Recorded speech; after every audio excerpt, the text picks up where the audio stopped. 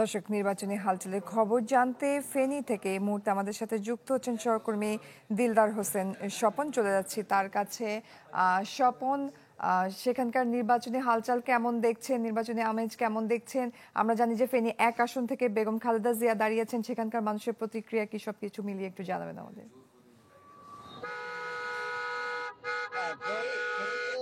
তিনটি আসন রয়েছে, ফেনী 1, ফেনী 2, ফেনী 3। এই তিনটি আসনের মধ্যে ফেনী 1 আসনে এবার প্রার্থী হয়েছেন বিএনপি চেয়ারপারসন বেগম খালেদা জিয়া। পাশাপাশি ফেনী 2 আসনে প্রার্থী হয়েছেন বিএনপির পক্ষ থেকে অধ্যাপক জয়নাল আবদীন, এবং ফেনী 3 আসনে প্রার্থী হয়েছেন আব্দুল আওয়াল মিন্টু। সব মিলিয়ে এখানে যে ভোটের হালচাল বলতে গেলে বিএনপি নেতাকর্মীদের মাঝে আনন্দ উল্লাস দেখা যাচ্ছে। বিশেষ করে যে ভিআইপি এলাকা ফেনী 1 পশ্চিম পূর্বের ছাগলিয়া উপজেলা নিয়ে গঠিত, এখানে বেগম খালেদা জিয়া প্রার্থী হওয়ার কারণে নেতাকর্মীরা সরগরম দেখা যাচ্ছে। পাশাপাশি ফেনী 2 আসনে অধ্যাপক জয়নাল আবদীন এখানে প্রার্থী ঘোষণার পর এখানে আমরা একটা বিষয় লক্ষ্য করেছি, গত 2 দিন ধরে একটি ছবি ভাইরাল হচ্ছে যে সদর ফেনী জেলা বিএনপির সদস্য সচিব আলাল উদ্দিন আলাল, উনি রিভিউ করার জন্য কিন্তু উনি আবেদন জানিয়েছেন যে ধান ক্ষেতের মধ্যে দাঁড়িয়ে।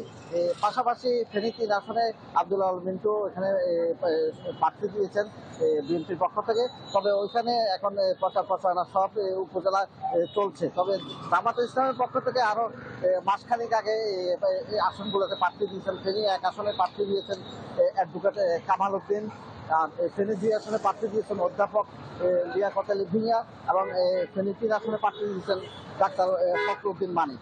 তবে জামাত ইসলামের পক্ষ থেকে কিন্তু ওনারা ওনাদের প্রচার কার্যক্রম চালাচ্ছেন।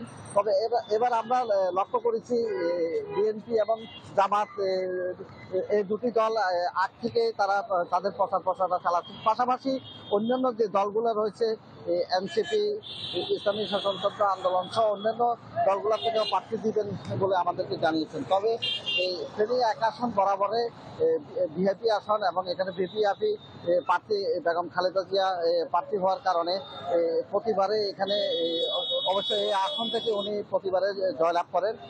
এবারও উনার দলের পক্ষ থেকে আশা করছেন এবারে হয়তো জয়লাভ করতে পারেন। ডিজাইন, এলিগেন্স, বিউটি, সেরা পণ্য সবার জন্য জেভিকো বিএনপির পক্ষ থেকে আমাদেরকে জানিয়েছেন। তবে ফেনী 2 এবং 3 আসনের মধ্যে এখনো প্রচার প্রচারণা তারা করছেন। তবে মূল তাদের প্রার্থী ফাইনাল করার পরে তারা এখনো বলছেন যে নেতাকর্মীরা বলছেন এখনো প্রার্থী চূড়ান্ত হয়নি। তবে তারা চূড়ান্ত হওয়ার পরে তারা তাদের প্রচার প্রচারণা আরো বাড়াবেন বলে বলেছেন। তবে তারপরেও তারা কিন্তু তাদের ঘর ঘর গিয়ে তারা প্রচারণা চালাচ্ছেন। আর জামাত ইসলামের পক্ষ থেকে প্রতিদিন তারা তাদের প্রার্থীর পক্ষ থেকে এবং প্রার্থী নিজেই প্রচার প্রচারণা চালাচ্ছেন। এদিকে আমরা এবারে ভোটার সংখ্যা যদি বলি, আমরা এবারে ফেনী 1 আসনে 3,81,000 ভোটার রয়েছেন নারী পুরুষ মিলে, এবং ফেনী 2 আসনে 4,32,000, এবং ফেনী 3 আসনে ভোটার রয়েছেন 5 লাখ। সব মিলিয়ে প্রায় 13 লক্ষ ভোটার ফেনীতে রয়েছেন বলে আমাদেরকে জেলা নির্বাচন অফিস সূত্র জানিয়েছেন। তবে আইনশৃঙ্খলা জনিত বিষয় একটু দর্শকদের জানিয়ে রাখি।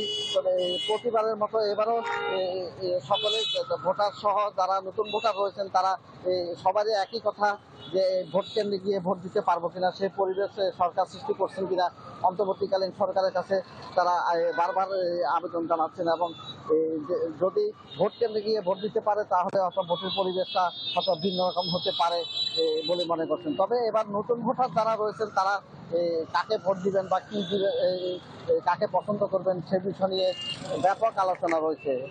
তবে নতুন ভোটার যারা যুব সমাজ থেকে নতুন ভোটার এসেছেন তারা ভোট যাকেই দিবেন আসলে তিনি জয়লাভ করবেন বলে মনে করছেন। তবে ফেনীতে বরাবরে ভিআইপি আসন হিসেবে পরিচিত খালেদা জিয়ার আসন হওয়ার কারণে ওইখানে প্রচার প্রসারণাটা একটু বেশি। তবে প্রতিনিয়ত 3টি উপজেলা নিয়ে এই আসনটি গঠিত হয়। এখান থেকে প্রায় 3বার তিনি নির্বাচিত, 4বার নির্বাচিত হয়ে 3বার তিনি এখানে প্রধানমন্ত্রী হয়েছেন।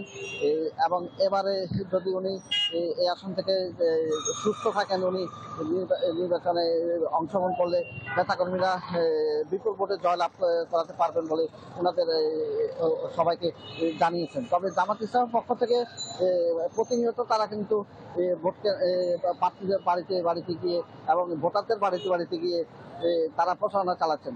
সব মিলিয়ে এখানে উৎসব মুখর পরিবেশ বজায় রয়েছে বলে মনে করছেন স্থানীয় এলাকাবাসী। এই ছিল আমার সর্বশেষ ফেনী থেকে। দিলদার, ধন্যবাদ আপনাকে। দর্শক, ফেনী থেকে নির্বাচনের হালচালের খবরাখবর জানছিলাম আমরা।